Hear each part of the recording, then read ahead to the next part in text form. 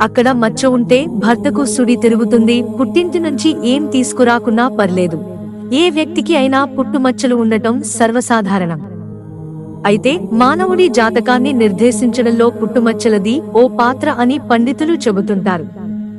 వ్యక్తుల వ్యక్తిత్వం, స్వరూప స్వభావాలను తెలుపడంలో పుట్టుమచ్చలు ప్రధాన పాత్రను పోషిస్తున్నాయి.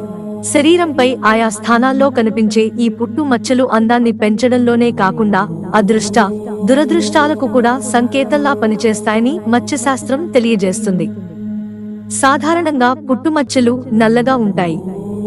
మరికొన్ని ఎరుపుగాను, ఆకుపచ్చగాను, తేనెరంగుగాను, పసుపు పచ్చగాను, గంధపు రంగుగా ఉంటాయి.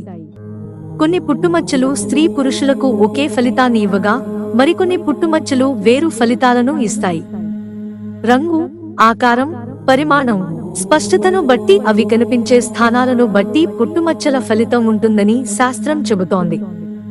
మానవ దేహంలోని కొన్ని ప్రదేశాల్లో గల పుట్టుమచ్చలు ధనయోగాన్ని సూచిస్తాయని శాస్త్రం స్పష్టం చేస్తోంది.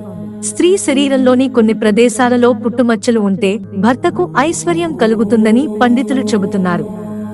స్త్రీకి అక్కడ పుట్టుమచ్చ ఉంటే భర్తకు ఐశ్వర్యం. స్త్రీ ఎడమ స్తన్యాల మీద సన్నని పుట్టుమచ్చ ఉంటే తనను చేసుకున్న భర్తకు ఐశ్వర్యం కలుగుతుందట.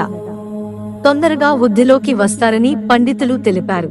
స్త్రీకి కుడి బుగ్గపై పుట్టుమచ్చ ఉంటే ఆమె భర్త ధనవంతుడు అవుతాడని, వారికి సంతోషకరమైన జీవితం ఉంటుందని నమ్ముతారు. పెదవులపై పుట్టుమచ్చ ఉన్న స్త్రీలు అదృష్టవంతులు అని, వారి భర్తలకు మంచి భవిష్యత్తు ఉంటుందని నమ్ముతారు. ఛాతీపై పుట్టుమచ్చ ఉన్న స్త్రీలు సౌభాగ్యవంతులు అని, వారి భర్తలకు ఐశ్వర్యం కలుగుతుందని నమ్ముతారు.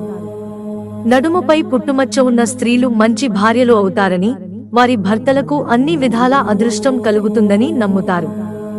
పాదాలపై పుట్టుమచ్చ ఉన్న స్త్రీలు ప్రయాణాలు చేస్తారని, వారి భర్తలకు వ్యాపారంలో లాభాలు వస్తాయని నమ్ముతారు.